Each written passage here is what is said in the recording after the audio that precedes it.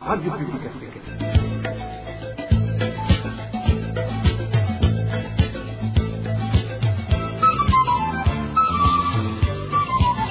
Radio Publique Africaine.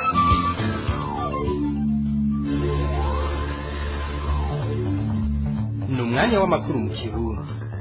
Mukaba muyashikirizwa na Emmanuel Ndayishimiye. Ndabahaye mwiriwe nshuti namwe bakunzi mwashimye kumviriza iradiyo RPA ijwi ry'abanyagihugu. Turi ku munsi wa gatandatu igenekerezo rya 15 ntwarante umwaka w'ibihumbi 2025. Mu mwanya w'amakuru mu Kirundi twabateguriye nayo akabagizwe n'ingingo nkuru zikurikira: ukugumiza abasirikare b'u Burundi mu ntambara ziriko zibera muri Republika y'Intwaro Rusange ya Kongo ngo no kwihenda kuriko gukogwa n'abategetsi b'u Burundi. Ivyo ngo bishobora gutuma Burundi bugira ingorane ngo mu gihe zokenegwa ko bukingira umutekano w'igihugu. Muraza kumviriza Gracie Rukindikiza yahoze ari intwazangabo mu gisirikare cy'u Burundi, asanzwe kandi anakurikiranira hafi ibijanye n'ibibazo by'umutekano. Abanyagihugu bo muri komine Rugombo bavuga ko kuva impunzi z'abakongomani zishitse aho mu Cibitoke ibiciro by'ibiribwa byaduze cyane. Ikindi bavuga nuko n'abadandaza nabo nyene baciye bikika mu kiza mu kuguza ivyo biciro. Navyo nyene twabibateguriye. Ikiringo kiri hagati y'amezi 2 na 3 kiraheze hari ubukene bw'amazi meza ku mugwa mukuru w'intara ya Muyinga. Abanyagihugu b'Imuyinga bavuga ko bibagora kuyaronka. Zari ingingo nkuru ziyagize. Mukanya isase amakuru mw'idoni. Ndasubiye kubaha ikaze. Amakuru twabateguriye tuyahereye mu gisata c'umutekano. Ukugumiza abasirikare b'u Burundi mu ntambara ziriko zibera muri Republika y'Intwaro Rusange ya Kongo mu gihe abandi basirikare b'ibindi bihugu bagenda baravayo basubira iwabo no kwihenda kuriko gukogwa n'abategetsi b'u Burundi. Uyo n'umwihwezo wa Gracie Rukindikiza yahoze ari intwazangabo mu gisirikare cy'u Burundi, asanzwe kandi arakurikiranira hafi ibijanye n'ibibazo by'umutekano. Gracie Rukindikiza anavuga kandi ko inyifato y'u Burundi ishobora gutuma bugira ingorane nko mu gihe zokenegwa ko bukingira umutekano w'igihugu. Twumvirize Gracie Rukindikiza. Mu ngwano hariho ibintu baraba, urashobora kubona yuko muhanganye akurusha inguvu canke akurusha ubwenge. Inguvu si ibikoresho gusa, inguvu harimo na tactique technique, akurusha ubwenge. Ugaheza ukavuga uti ibi bintu je mbona bitabandanya. Mu bisanzwe bose nta numwe yagombye kuva muri Kivu ari bariko baragwanya M23 idashitse igoma. Igishitse igoma ikabugarana hagasanga harasiyo ba Sadeke harimwo igisoda cira abasirikare b'Abarundi imbere bariyo n'ubu bugaranyweyo, hanyuma hakaba n'abasoda bandi n'abagiye b'abacancuro bita mercenaires. Hariho rero bamwe bavuga bati uko tuyibona abantu barafise imbaraga baraturusha inguvu, nitwobananye tugwana dupfisha abantu benshi, turakuyemwo akarenge turasokoroye. Kuko nibiboneka n'abasoda muri Kongo basa nabo ni n'abasokoroye, kuko bagiye barahunga aho bagiye hose baza barasiga abasoda b'Abarundi ari bo bagwana. Hanyuma igisirikare cy'u Burundi rero ngira bivanye nayo mahera president Ndayishimiye aronka, igisirikare cy'u Burundi cyabonye kiti iyi ngwano turimwo nishoboka na tuzi, kubera mu buryo bw'ubuhinga igisirikare cy'u Burundi cize ivyo kugwana, ivyo bita armée régulière. Ni ibintu byo kugwana twiga mu mashuri, ibintu byo mashuri ngene biga ingwano zihari igisirikare igwana n'ikindi. M23 ingwano igwana ni bivanze kiya gisirikare gisanzwe n'ivyo abarobere bajya mu ishamba. Hariho ubuhinga bwagiye buratezwa imbere bukomeye igisirikare cy'u Burundi kitazi namba kitashobora kuzomenya muri iyi misiza, ari ibintu byo kwitondera bigatuma yuko iyo ngwano ntibayishobora kuko n'ubuhinga bundi atari ubuhinga bazi no kuja ku macuniro. Hanyuma rero ico bihenze ko nuko batacoshoboye kuvuga bati aha hantu twebwe bigenze nabi ntidushobora kubandanya hako dupfisha abasoda benshi, reka tubagarure mu Burundi. Uburundi burakeneye abasirikare, ntibukeneye abasirikare ibihumbi 10,000 baja gupfira muri Kongo, kuko nibapfira muri Kongo i Burundi hazosigara ata musirikare ariho, hanyuma nta muntu azokingira igihugu. Bakeneye abasirikare bakingira Burundi. Ubwa mbere waza kuvuga uti imbere kuja gukingira abandi ndafise abasirikare bakwiye bazokingira igihugu, ninarungika bose bagapfirayo ejo vyogera gute? Hariho ibintu ukunda igihugu uravuga uti ngomba ndondere abasirikare bacu bimenyereze kandi bagume ngahanda bakingira abasirikare bakeneye gukingirwa ntibakeneye kuja gushorwa ku macuniro. Mu makuru yacu yejo tuzobashikiriza ico Gratien Rukindikiza yahoze ari intwazangabo mu gisirikare c'u Burundi asanzwe anakurikiranira hafi bijanye n'ibibazo vy'umutekano yiyumvira ku bijanye nuko kwivanga mu ntambara yo muri Kongo bishobora gutuma haduka injyane mu karere. Mu gisata c'agateka kazina muntu mu rukurikirane rw'amakuru ababwira ibijanye n'abakenyezi barabandanya umwuga wabo yaba mu gihugu eka no mu buhungiro. Uno musi RPA twayaze n'umukenyezi yagize uruhara runini mu guharanira agateka kabigisha hamwe n'akabanyeshuri. Uwo nawe ni Erari Nibizi atuyagira igikorwa kidasanzwe bakoze mu gisata c'indero aho yahuye n'intambanyi nyinshi ariko akaba atashise intege. Kumvirize Erari Nibizi. Ntibyoroshe kuvuga igihe natanguriye kuja mu byo guharanira agateka kazina muntu kubera ubwa mbere canshitse mu mwaka w'1982 nari mwigisha mushasha hama mbona umushahara w'umwigisha yanyigishije yaramaze imyaka 10 akora numva birambabaje biranteye n'isoni numva umenga ntigeze gukora ikintu ariko ngaho sinebwa cyane kuko nariko ndaja kwiga hama ngaruka kwigisha ngarutse nsanga ingene abigisha bafatwa ingene abana babo birukanwa kubera amahera y'ishuri nabo bagasigara barigisha babo ingene babirukana mu mazu bama bapanze imyaka 10 ingahe bapanze ingene bakengerwa ikintu kibi cyose bacitera umwarimu. Je ndumva yuko ubwo buzima babayemwo nukuri bukwiye guhinduka kandi nkaniye gukora ikintu. Jewe rero sinifata bwa mukenyezi nifata ko ndi umuntu bafata ko ndi umwigisha. Jewe rero ikintu canshituye nako karenganya abigisha bakorerwa nkabona ko bakengeretse bikambabaza. Aho rero niho naciye ninjira mu byo guharanira agateka ka mwigisha. Byo guharanira agateka k'indero navyo mu gihe nariko ndaharanira agateka ka mwigisha niho nasiye ndiko ndaraba sanga burya uko umwigisha afatwa niko n'indero ifatwa niko n'umunyeshuri afatwa. Afashwe nabi umunyeshuri biramugarukako. Rero muri 1997 turiko turagira urupapuro rw'ivyo twasaba leta kuko niho twagira greve ikomeye ndende ya mbere. Hanyuma byavuye kubera ntashobora kwihanganira ko hari umwana ariko kwiga kumva izo arizo zose kumva zivuye ku ishure kumva zivuye kuri leta. Jewe rero intambamye yose ibuza umwana kwiga numva noheza nkagira intererano ntanze kugira ngo izo ntambamye ziveho. Rero jewe ninjira muri ivyo ndahapanda ndaronka uruhara rwo gutwara sendika muri 1998 niho rero mu nyuma jewe igikorwa nyamukuru kwari kuraba ko abigisha bubahirijwe amateka n'amategeko abubahiriza haba mu gihugu haba mu rwego mpuzamakungu ko abigisha bubahirijwe nk'uko byanditse mu mategeko. Ivyo rero byarafashije yuko umuntu ategura karondera ingene leta yogira ibiganiro ingene duhanura leta hanyuma ariko ntibyari byoroshe.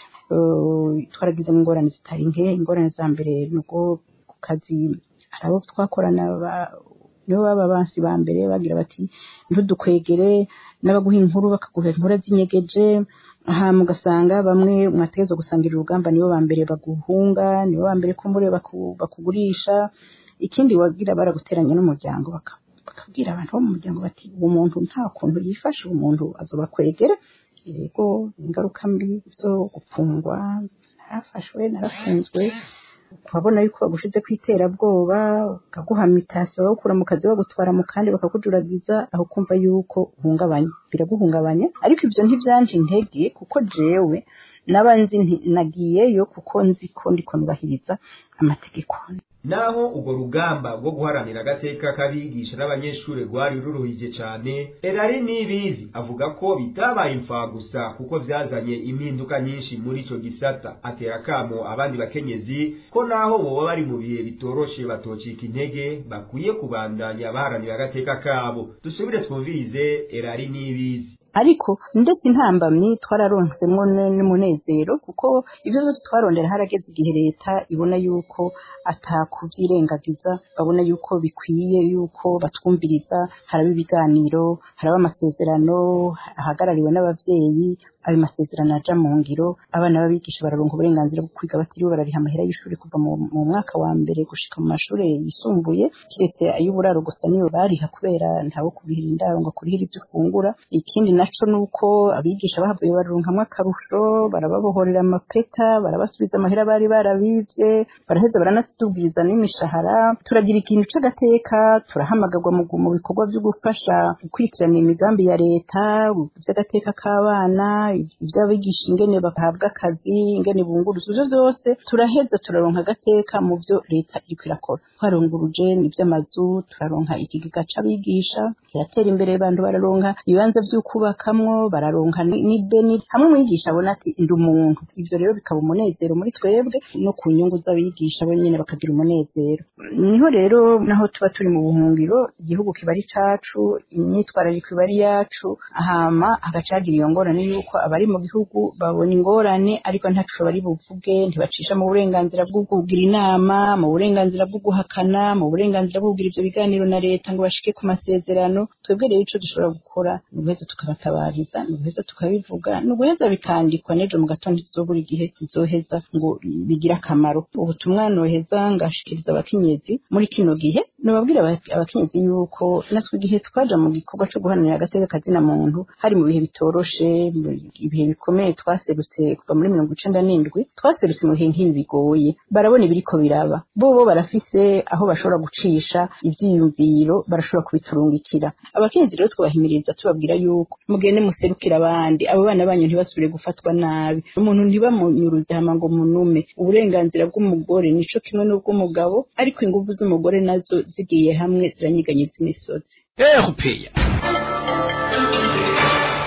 Mu gisata kijanye n'ubutunzi, abanyagihugu bo muri komine ya Rugombo mu ntara ya Cibitoke begereye ikibuga c'umupira w'amaguru cashikijwemwo impunzi z'abakongomani bahunze intambara ziriko zibera mu gihugu cabo, bavuga yuko ibiciro vy'ibiribwa vyaduze cane kuva abakongomani bahaje. Abo banyagihugu basigura yuko abadandaza kubera babona ababibashorera babaye benshi baciye bikika mukiza baduza ibiciro.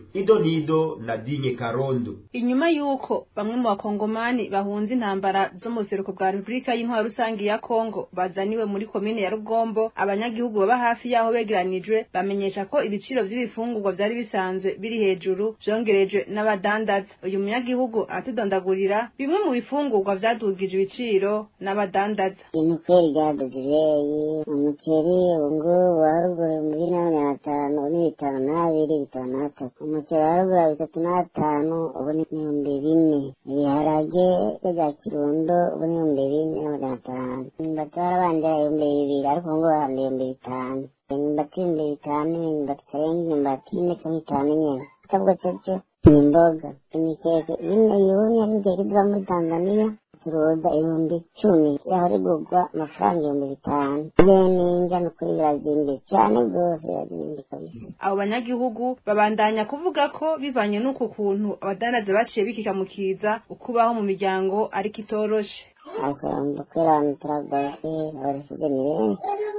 Kana bajar kwasumye abakomeje nabo bacayikika mukiza. Nuko yemeza ngamu ikito kitlagote. Muri kino gihe rero abanyagihugu basaba abajeje intwaro kugira uko bashoboye bagakurikiranira hafi abadandaza bariko bikika mukiza mu kuduza ivyo biciro. Arakenuye Dinye Karondo. Bamwe mu borozi b'inka barateye umutima uhagaze n'iduga ry'igiciro co gutira imfizi yo kwimisha yibonekeza muri kino gihe. Abaganiriye na RPA bavuga ko muri kino gihe batorohewe kuko ivyo bituma babura aho babangurira ibitungwa vyabo, ari nako basaba ubushikiranganje mu vyo bujejwe hari mu bworozi gushiraho ibigo vya leta vyo bafasha. Zinshi tubibaze David Claude Mbananayo. Abo borozi b'inka baganiriye na RPA kuri wa gatandatu ntibavuga baramama kubera ko kuronka imfizi yo kwimisha muri kino gihe bigoye, kumvo z'uko banyene izo mfizi bidugiriza ibiciro uko bashaka. Ivyo rero bikaba bitandukanye n'ivyo mu myaka iheze aho wasanga gutira imfizi vyakorwa ku buntu, uwuhawe iyo mfizi ariwe yihitiramwo uburyo bwo gushimira uwayimuhaye canke naho yatanga amafaranga wasanga ari hagati y'ibihumbi 5